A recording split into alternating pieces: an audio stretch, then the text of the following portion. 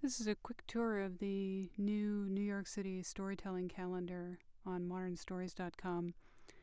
For those of you not familiar with it or with its history, I was maintaining one last year using Google Calendars, and I wasn't that happy with it. So in addition to redoing the entire site, I also licensed a calendar which offers a lot more functionality and flexibility, and my hope is that people will not only use it, but also producers of shows or people who have solo shows or who are teaching workshops or classes will also take advantage of it so that everyone knows what's going on. It's easy to get to. We're at modernstories.com. We're looking at the homepage right now, and you can see down toward the bottom of the page the calendar peeking up a bit. So if I scroll down a bit, the next 5 events will always be shown.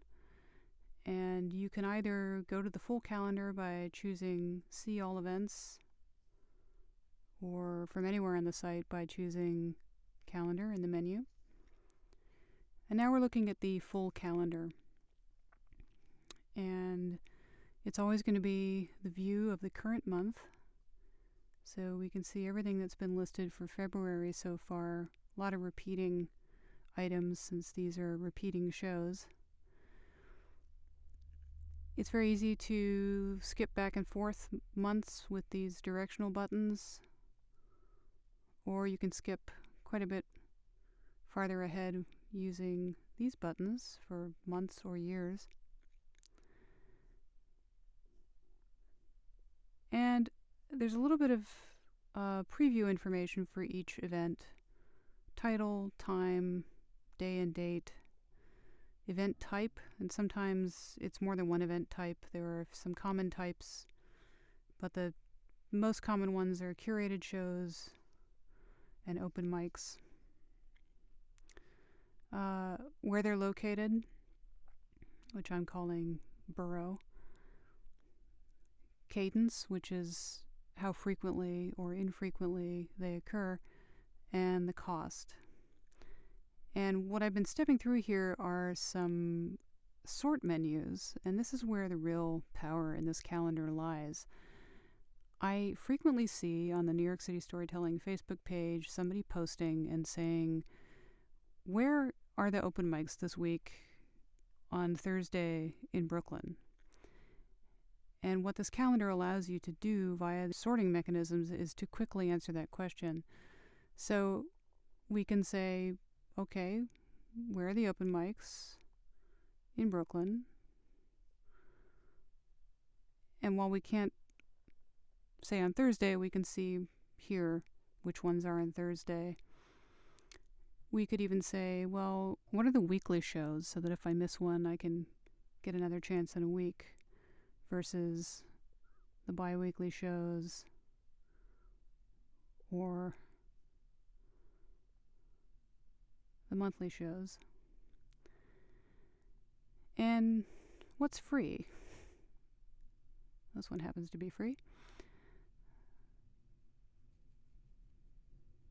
So we've been looking at kind of the main listing view, which just gives us a preview of each event. Now let's look at a detail view. So for example, if we look at split personality, we can click on this area. It opens up and shows us all of the details for the show.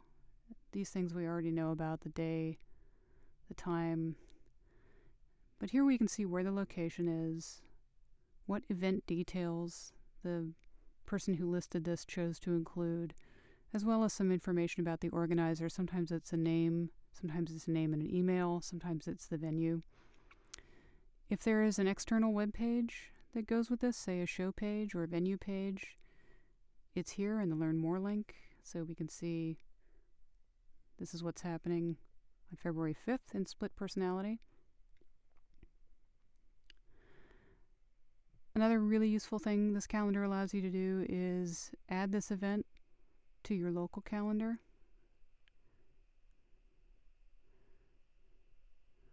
As well as to a Google Calendar, if that's what you use.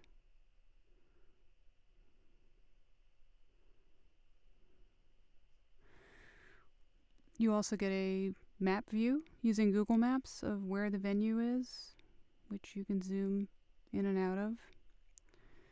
You can also go and see it on Google Maps at any time by clicking Google in the lower left-hand corner.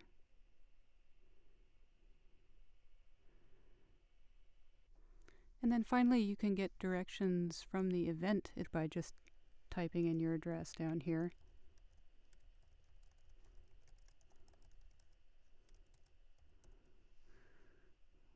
Clicking this little road button, and it will take you to Google Maps and put in your address and directions and all of that information.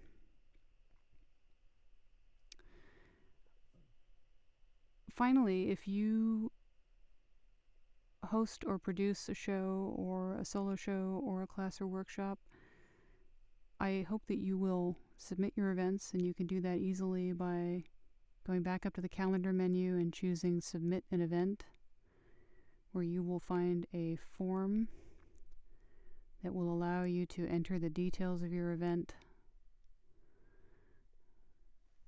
All of these fields coincide with what we were just looking at. You can choose the event type, and again, it may consist of more than one event type, as well as the location, how often it takes place, and the cost. And a couple other notes, I should say. If this is a repeating event, for security reasons, you can't submit a form with repeating events, so you will need to put any details about how often your show repeats in the event details field, and I'll pick it up and just make sure that it gets authored properly and published properly. If you want to go a step further, though, and you think that you're going to be submitting events regularly, or you want to have some control over editing your events, or just bypassing me so that you don't have to contact me every time you want to make an edit or submit an event, you can also register. And you can do that by clicking this register link or following the register link under the calendar menu.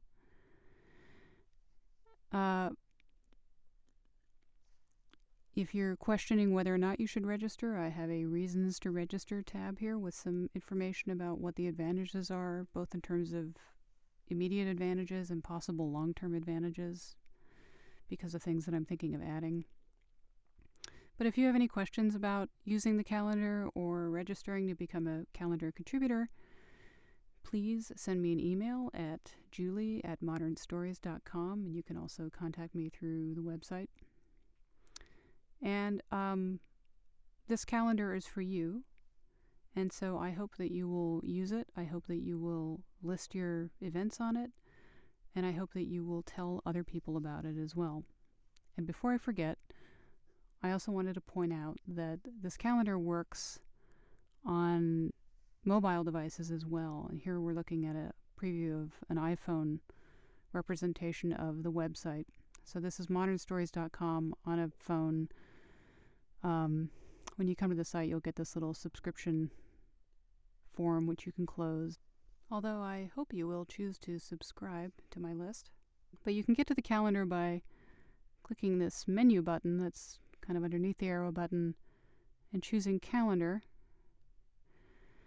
And you'll see the entire calendar represented and functioning exactly the same way as we just saw on the desktop version. And in fact, if you think you're going to use this a lot, my recommendation would be to create a bookmark of this page on your phone's browser.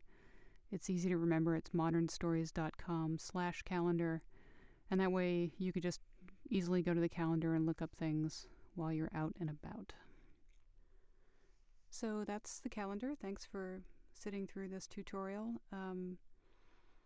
I hope you'll add events to it because it will help not only your fellow storytellers know what's happening and know about your show, but it will also help me know about it.